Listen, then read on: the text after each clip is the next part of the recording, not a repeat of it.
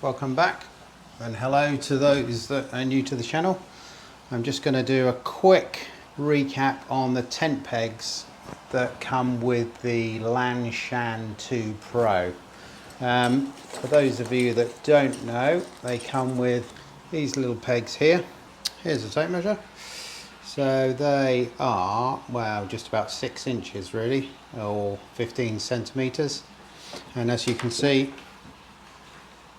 they weigh 11.1 grams. I think they might be okay in the corners for your bathtub, just to hold the corners out, or if you've got a footprint underneath to hold that in place. There's not really going to be any undue stress in those points from a high wind or anything like that.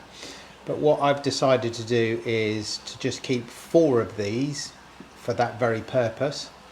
And then I have got 4 more substantial pegs, which are these. They're hollow. I have no idea how you pronounce the name. Something like WECHSEL. I'll put a link in the description as to where I got them from. As you can see, they don't weigh much more. They're 15.4 grams. They're certainly a lot chunkier.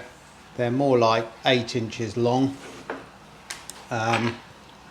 They're very similar, that's just a comparison there to size wise. They're very similar to another tent peg that I saw, which were quite a lot more expensive. You can get 6 of these for £20, £21, something like that. They're hollow, very strong, and hopefully they'll be a bit more substantial for the guide rope area. Also, I have been lucky enough to be sent some of these, which are the Titan, a bit like the Delta pegs. They're a pressed aluminium, very, very lightweight again. Let's just weigh those. 22.6 grams. He is in the process, I'll put a link in the description to the chap that makes these. He's in the process of doing some titanium ones. These work in a similar way to the Delta pegs. Obviously you can use your foot to push these in. It's got a nice grip there. The guy rope goes through there, or in fact I think you put a knot through there, slip this through the loop of your guide rope, and then that hooks back through there, obviously with a knot on, and then that will hold the guide rope in place. I think the idea behind these is that when they're in the ground like so, and the guide rope pulls that way, so the guide rope will come out here, you're pulling this against, so because this is lower and roughly in the middle of the peg, you're pulling this against the ground, so obviously this part of the ground is helping to hold that in place. Whereas obviously if you have a conventional peg in the ground and you're pulling here, that lever point there obviously makes the peg go loose. Whereas if you're like this and you're pulling here, it doesn't tend to rotate so much at the top. You're pulling more across the ground like that, and obviously the earth here helps to hold it in place. That's the theory behind it. I haven't had a chance to use them yet. They do look very promising though. Also, some people might find this useful. Often when you put these in, people put feet on. If the ground's a bit hard, you can bend the peg quite easily.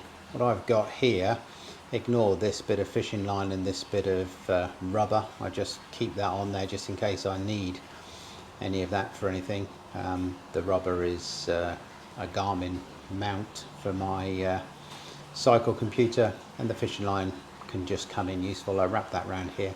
This is a bit of plumbing tube, and what I do is I use that, pop that over the top of the peg, and I use that to push it into the ground, or you can put your foot on the top there if you want to, but I just use that to push in the ground so that you haven't got this horrible bit pushing into your hand trying to push into the ground. You've got a much more comfortable area. These are pence. I had a spare one lying around. Doesn't weigh much, obviously with all the extra bits on there.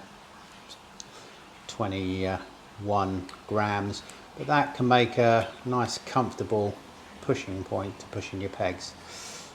Hopefully some of you have found that useful. If you have, please comment, like and subscribe below. It'd be great to hear from you, find out if you've got any other tent peg recommendations or if you've tried them, and you can let me know how you've got on. I would be grateful if you could contact me. But for now, it's bye-bye until the next video, and like I say, I've got some gear and some idea. See you next time.